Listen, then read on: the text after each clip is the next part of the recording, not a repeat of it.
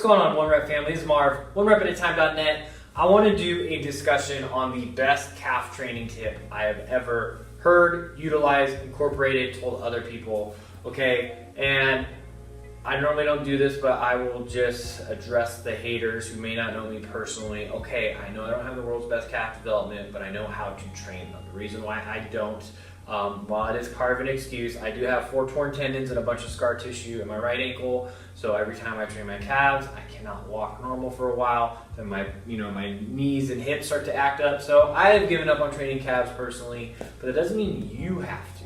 So, and yes, I am doing mobility drills and corrective exercise. So hopefully one day I can start to do calf raises again.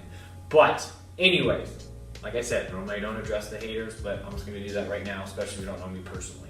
Now that we got the haterade and jellycicles off of the agenda, let's move on. So, calf raising. No matter what variation you do, I don't care if you're doing them standing, on a machine, the seated calf raise machine. What I love is squatted. Holy cow, because it's a natural blood flow restriction or occlusion kind of thing going on. So this is, massive pain in a good way. Blood flow restriction calf training, 1 leg, 2 leg, barbell on your back. I don't give a damn. The same cue works for every type of calf raise. Okay, and what it is people think, well, a couple things. First and foremost, and I'm going to do it just flat on the ground, and I'll kind of demonstrate and go for different ledges, or even that squatted version, which is the same thing as a seated version at a corporate gym.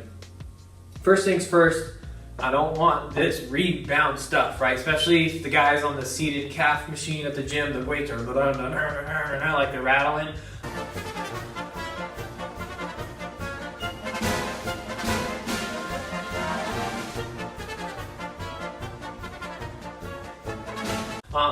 You're relying on the elastic energy of your Achilles, which is essentially a giant rubber band, probably the biggest rubber band in your body. So you're relying on your Achilles. Probably not a good idea. Plus, you're not actually getting any involvement from your calf muscles, whether it be the gastrocnemius, which is the visible muscle, which is when your legs are straight, or the soleus, which runs below it when your knees are bent. They're not really firing, so good luck trying to build a muscle that you can't get to fire. So, first and foremost, I want to slow the tempo down. So you pause in the bottom position for a count of 2. Whether you're stretching it right, so your toes are elevated, so you're getting an XX stretch in the calf and the Achilles, or not. Pause in the bottom position for 2 seconds, let the elastic energy dissipate. Boom, do your calf raise. Control it on the way down. Pause. Boom, do your calf raise. Pause, elastic energy dissipates. Boom, okay, so that's tip number 1. Number 2, make sure it's like a hinge, right? So straight up and down. So I don't want, feet or rolling or any direction. So think of, you want the fat pad of your big toe and the fat pad of your pinky toe to be on the ground or the ledge or the platform, whatever you're using at all times, so you're hinging straight up and down. So that's really important, okay? And then now here's the most important mental cue that I talked about earlier. I don't want you to think up and down. I want you to think ankle joint backwards and forwards. Backwards and forwards. Now, whenever you start out with the calves, I strongly suggest you start out from doing it on the ground. Don't start on, toes elevated or on a platform. Start there, okay? So obviously you won't be able to get your heels backwards, but what I can think of is not heels up, heels forward. And think of that little last 2 millimeters or so of that contraction makes all the difference in the world, and most people don't know that. So don't think ankles up, think ankles forward. Hold that, good. Control it, pause, ankles forward. Good. Now, if we're doing the squatted, now we can think ankles back, ankles forward, because again, it's as if we're on a platform. So ankles back, ankles forward. Oh, golly, I'm gonna feel this tomorrow on that right ankle. Ankles back, ankles forward. Good. Fat pad on the pinky toe and the fat in the big toe are still on the ground at all time. Ankles forward. Ah, yeah. Brutal.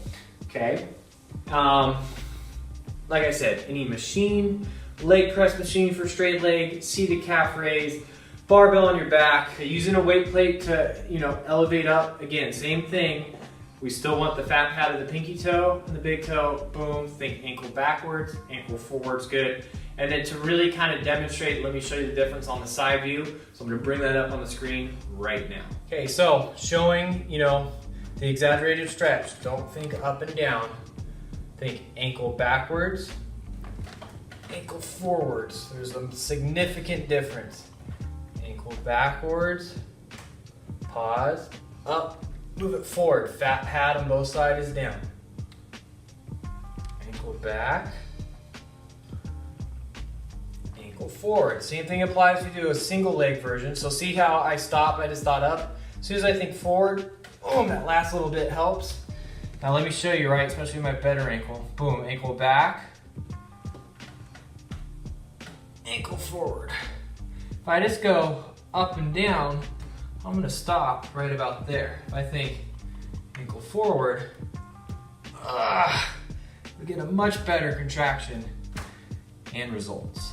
So again, a couple things. Slow the rep tempo down. I know that the titles, the title video is single best calf tip of all time, but slow the tempo down, pause in the bottom or stretch position for 2 seconds.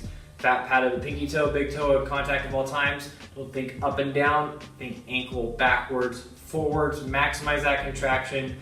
Don't fall out of the sky, control it on the way down, and watch how you can get your calves to grow 1 rep at a time.